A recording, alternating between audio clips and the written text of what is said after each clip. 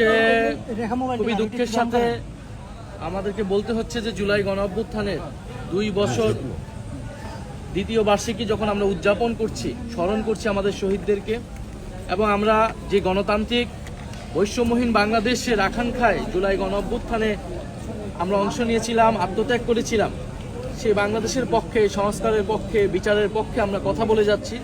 সেটার জন্য সারা দেশে আমাদের যে জুলাই পদযাত্রা চলমান ছিল, তারই অংশ হিসেবে আপনারা জানেন হবিগঞ্জে হত্যার উদ্দেশ্যে হামলা হয়েছে। একটি কিশোরের চোখ কেড়ে নেওয়া হয়েছে, যেখানে শেখ হাসিনা জুলাই গণঅভ্যুত্থানে শত শত ছেলেমেয়ের চোখ কেড়ে নিয়েছে।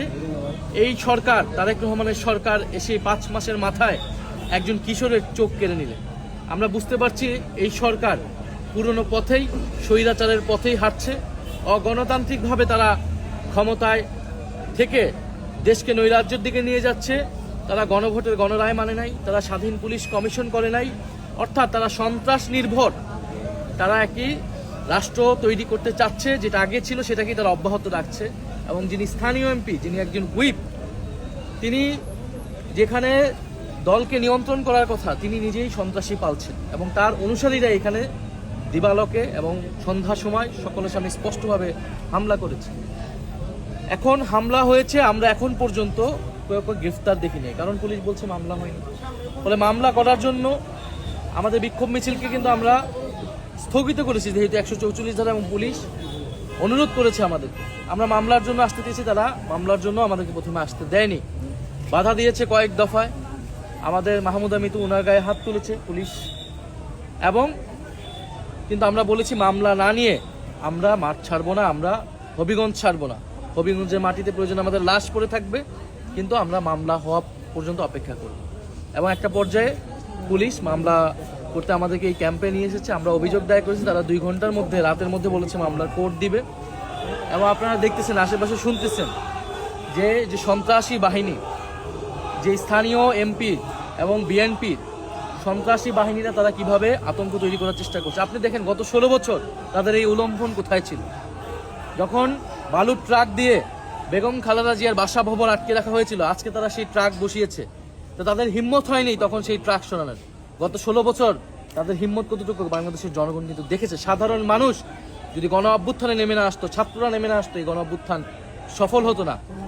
আপনি যদি বলেন এখানে মিথ্যা প্রোপাগান্ডা ছড়ানো হচ্ছে যে নাসিরউদ্দিন পাটোয়ারি কটূক্তি করেছে, এটা বলেছে, সেটা বলেছে, নাসিরউদ্দিন পাটোয়ারি অথবা আমাদের দলের যে কেউ যদি প্রচলিত আইন বিরোধী, আইন লঙ্ঘন করে কোনো বক্তব্য দেয়, আইন অনুযায়ী তার ব্যবস্থা হবে, আইন অনুযায়ী সেটা ব্যবস্থা নেওয়া হবে।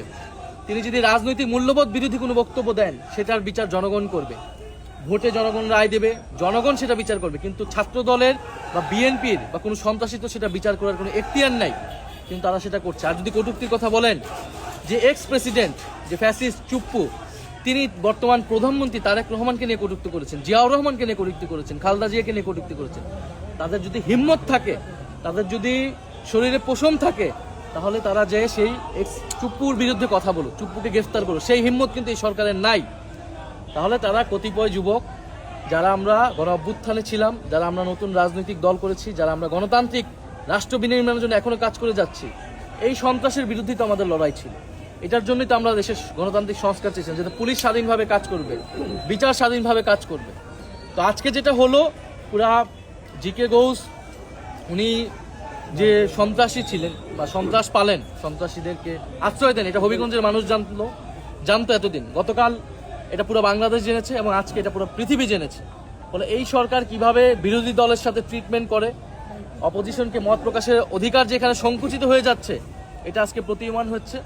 আমরা পুলিশকে বলবো, এখানে এসপি ছিলেন, আমরা বলবো যে পুলিশ যদি তার নিরপেক্ষতা প্রমাণ করতে চায়, ধরে রাখতে চায়, পুলিশের যেই শেখ হাসিনার সময় যে দলীয়করণ, সেখান থেকে তাদের ইমেজ যদি উদ্ধার করতে চায়, তাহলে অবশ্যই এই ঘটনার যথাযথ বিচার হতে হবে। দ্রুত সময়ের মধ্যে, আজকে রাতের মধ্যে গ্রেফতার করতে হবে। আসামিদের কোনোভাবে যাতে পালিয়ে যেতে না পারে, গ্রেফতার করে তাদের বিচার হলে আমরা তাও ধরবো যে কিছু পরিমাণ হইলেও এখানে এখনো ন্যায় বিচার আছে।